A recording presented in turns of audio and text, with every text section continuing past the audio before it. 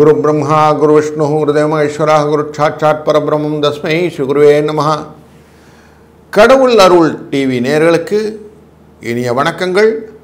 நாம் ஐப்பசி மாத பலனை காண்போம். வணக்கம் நண்பர்களே. ஐப்பசி மாதம் அப்படினாலே அடைமழை மாதம் அப்படின்னு சொல்லுவோம். இந்த ஐப்பசி மாதத்திலே துலா மாதம் என்ற ஒரு குறிப்பு உண்டு. துலா ராசிக்குள்ளர சூரிய பகவான் உள்ள வருவார். முக்கியமாக காவிரியிலே நீராடுவது ரொம்ப முக்கியமான பலன்களை தரும் அப்படிங்கறனால துலா முழுக்கு அப்படின்னு சொல்லுவாங்க. கடமுழுக்கு அப்படிங்கிற கடைசி நாளில் கடைமுழு வரைக்கும் நடக்கும். இந்த துலா மாதத்தில் மாயவரம் என்ற தஞ்சாவூர் பக்கத்தில் இருக்கக்கூடிய இந்த இடத்துல காவிரியிலே நீராடுவது நிறைய புண்ணியத்தை தரும் அப்படிங்கிறதும் முக்கியமான விஷயம். மழைக்காலம் அப்படிங்கிறதுனால வருஷ ருத்து அப்படின்னு சொல்லுவோம். மழைக்காலங்கள் உண்டாகக்கூடிய விஷயங்களில் நமக்கு சூரியன் மறைந்து விடுவார். மறைந்து விடுவார்னா மேக மூட்டங்களினாலே மறைந்து விடுவார். நீச்சம் அப்படிங்கிற இடத்துல போயிடுவார். சூரியனுடைய வெப்பம் தெரியாது. அதனால் குளிர்ச்சி ஜாஸ்தி இருக்கக்கூடிய சூழ்நிலை வர ஆரம்பிக்கும். இப்படிப்பட்ட இந்த துலாம் மாதத்திலே ஐப்பசி மாதத்திலே பலன்கள் அப்படின்னு எங்கே பார்த்தோம்னா, இப்போ தான் ரியல் எஸ்டேட் அப்படிங்கிற விஷயங்கள்லாம் கடகடன் ஏற ஆரம்பிக்கும். ரியல் எஸ்டேட் துறையில் ஒரு நல்ல மாற்றங்களை கொடுக்கக்கூடிய மாற்றமாக இருக்கும். சமீப காலமாக நம்ம பார்த்துட்ருக்கிறதுல தங்கம் வெள்ளி என்ற ஆபரணங்கள்லாம் விலை உயர்ந்து கொண்டு போகிறது இல்லையா? இது இந்த ஐப்பசி மாதத்திலும் விலை உயரும். மிடில் வரைக்கும் அதுக்கப்புறமா இறங்க ஆரம்பிக்கும். காய்கறி விலையெல்லாம் கொஞ்சம் குறையும்.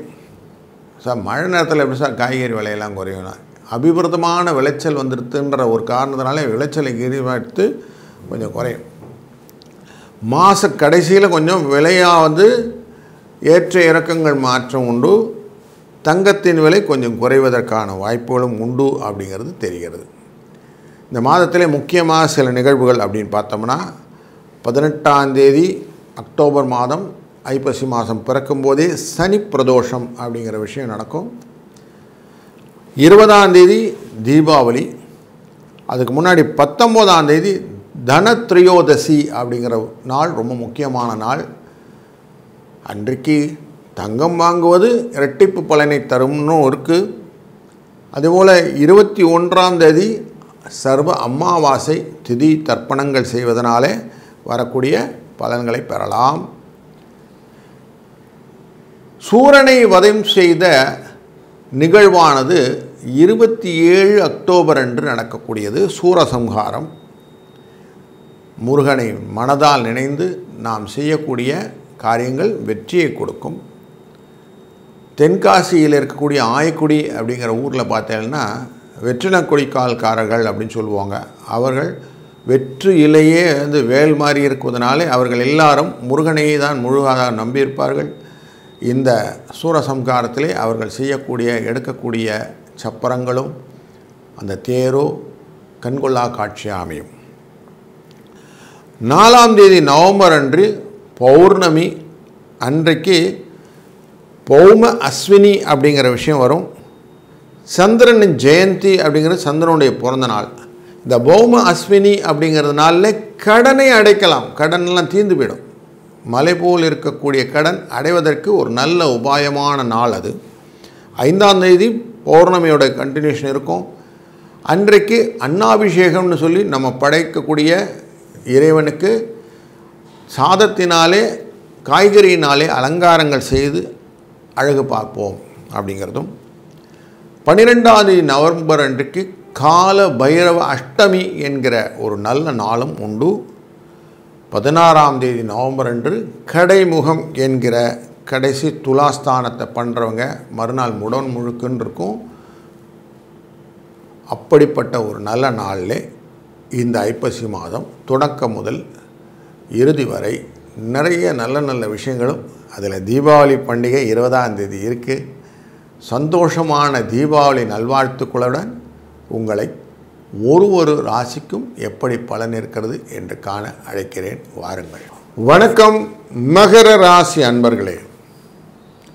தொழில்ஸ்தானம் என்கிற துலா ராசிக்குள்ள சூரிய பகவானின் பிரவேசம் பண வரவை ஏற்படுத்துவதாக அமையக்கூடியது இந்த மாதத்தில் இருக்கிறது.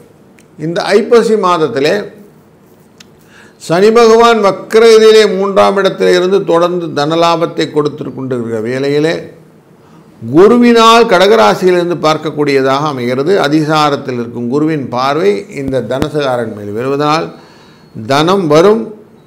ஆனாலும் சில விஷயத்தில் கஷ்டங்களும் உண்டாகும். நீங்கள் நினைச்ச மாதிரி ஃபண்ட் ஃப்ளோ இல்லையேன்னு ஒரு ஒரினஸோடு ஈர்க்கக்கூடிய சூழ்நிலையும் காட்டுகிறது. குரு உங்களுடைய ராசியை நேரடியாக பார்ப்பதனால கலத்திரன் மூலியமாக வரக்கூடிய பிரச்சனைகளும் உண்டு, சுகமும் உண்டு. ஆபஸ்தானமான விருச்சிக ராசி மேலே குருவின் பார்வை ரொம்ப முக்கியமான விஷயமாக லாபத்தை பெற்று தருவது. ஆடை ஆபரண சேர்க்கையை ஜாஸ்தி பண்ணக்கூடியதாக அமையும். நிறைய சுப நிகழ்ச்சிகள் நடவதற்கான வாய்ப்புகள் இந்த மாதத்தில் உங்களுக்கு உண்டாகிறது. நீங்கள் எதையும் சாதிச்சுடணும்னு எண்ணம் உண்டு. விடாமுயற்சி விபரீத வெற்றினும் அப்படி எல்லாத்தையும் பண்ணி செஞ்சிடணும்னு எண்ணங்கள் வேகம் உண்டு. அந்த வேகத்தை விவேகத்துடன் செய்யும்போது உங்களுக்கு லாபம் பெற்றும். தெளிவான சிந்தனையோடு செய்யுங்க. ஏன்னா லாபநாதனான செவ்வாய் உங்கள் ராசிக்குள்ளே வரப்போகிறார். புதனும் சேர்ந்து வந்துடுவார். தொழில் ஸ்தானத்தில் இந்த குரு இருப்பார், சூரியன் இருப்பார், குரு கடகராசியில் இருப்பார். செவ்வாயும் புதனும் இந்த லாபஸ்தானத்துக்கு வந்துடுவாங்க. அப்படி வந்த உடனே 27ஆம் தேதியிலேருந்து உங்களுக்கு லாபம் பெருக ஆரம்பிக்கும். அன்றைக்கு தான் சஷ்டி சூரசம்ஹாரம். வேல் கொண்டு சூரனை இரண்டாக பிளந்து மயிலாகவும் வேலாகவும் கொண்ட இந்த சூரபெண்மன் உங்கள் வாழ்க்கையிலும் கஷ்டங்களை நிவர்த்தி செய்யக்கூடியதாக முருகப்பெருமான் அமைந்து விடுவார். இதெல்லாம் இந்த மாதத்தில் ரொம்ப சிறப்பான விஷயம். பௌம அஸ்வினி அப்படிங்கிற நாளில் அஸ்வினியோடு சேர்ந்த செவ்வாய்க்கிழமை 4ஆம் தேதி நவம்பர் அன்றைக்கி வருது. அன்றைய நாளிலே நீங்கள் கடன் அப்படிங்கிறத அடைங்க.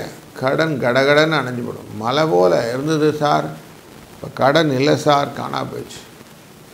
அவ்வளோ ஃபாஸ்டானு. வியாபாரத்தில் இருக்கும் வியாபார அன்பர்களுக்கு புதிய விதமான யோசனைகள்லாம் தோணும்.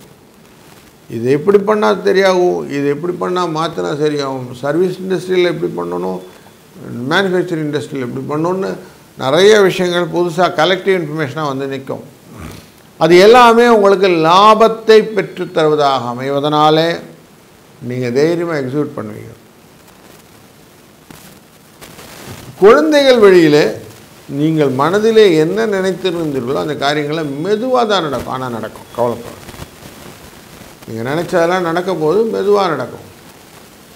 6ஆம் இடமான மறைவு ஸ்தானத்தில் இருந்த இந்த குரு 7ஆம் இடமான கடகராசிக்குள்ளே வந்ததுனால ஏதாவது ஒரு விஷயம் செய்யணும்னு ஆசைப்பட்டிருப்பீங்க. அது செய்ய முடியாமல் போகிறதுக்கும் வாய்ப்புகள் உண்டு. தடைகள் என்பதும் உண்டாகும். அதுவும் மறுக்க முடியாது தான். செய்யணும் எடுத்து வைக்கிறேங்க. ஆனால் ஒரு நாள் பாருங்கள், 2 நாள் ஆகுங்க, 3 நாள் ஆச்சு, 5 நாள் ஆச்சு, இப்படின்னு சொல்லிகிட்டே போவீங்க. அதனால் செய்கிற காரியத்தெல்லாம் டைம் டவுன் போட்டுக்கிடுங்க. இன்றைக்கி என்னென்ன காரியம், இந்தந்த நேரத்துக்கு என்னென்ன வேலைன்னு எழுதிக்கோங்க. மைக்ரோ லெவல் மேனேஜ்மெண்ட்னு சொல்லுவோம். அப்படி மேனேஜ் பண்ணிட்டீங்கன்னா உங்களுக்கு ஈஸியாக இருக்கும். இல்லைன்னா வச்சுங்களேன், எண்ட் ஆஃப் த டே நீங்கள் போய் பார்க்கும்போது இன்றைக்கி என்ன நம்ம ஒன்றும் போனோம், ஒரு வேலையும் செய்யலை அப்படின்னு சொல்லிட்டு உங்களுக்கு ஒரு ஏமாற்றத்தை கொடுக்கிற சூழ்நிலையும் உண்டு. இந்த குருவின் பெயர்ச்சி ரொம்ப முக்கியமான பெயர்ச்சியாக உங்களுக்கு இருக்கும். அதுபோல் சூரியனின் துலாம் பிரவேசம் இந்த ஐப்பசி மாதத்திலே மிக முக்கியமானதாக உங்களுக்கு இருக்கும் அப்படின்னு தெரியுது. சுக்கிர பகவான் அமர்ந்திருக்கக்கூடியதான 9ஆம் இடம் கண்டினியூஸாக 9ஆம் இடத்துல உட்கார்வார். அதனால் பொருள் வரவுகள் எல்லாம் உங்களுக்கு ரிட்டப்பாகிறதுக்கு வாய்ப்புகள் உண்டு. சனி பகவான் பார்க்கப்படுவதனாலே தனகாரங்கள் மெதுவாக வரும், ஆனால் வந்துடும் அப்படிங்கிறது தெரியுது. தொழில் அப்படிங்கிறதுனால பண விரயங்கள் பண வியாபாரங்கள் ரெண்டுமே நல்லாயிருக்கும். பைசா கொடுத்து பைசா வாங்கிறது அப்படிங்கிற லேவாதாவி விஷயங்கள் எல்லாம் லாபத்தை கொடுப்பதாக அமைகிறது. மொத்தத்தில் இந்த துலா மாதம் உங்களுக்கு லாபம் கொண்ட மாதமாக அமையட்டும். வாழ்க வளத்துடன். கடவுள் அருள் டிவியை பார்த்தமைக்கு நன்றிகள். மேலும் இது போன்ற தகவல்களை தெரிந்து கொள்ள கடவுள் அருள் டிவியை சப்ஸ்கிரைப் செய்யுங்கள். மறக்காமல் பெல் ஐக்கானை கிளிக் செய்யுங்கள்.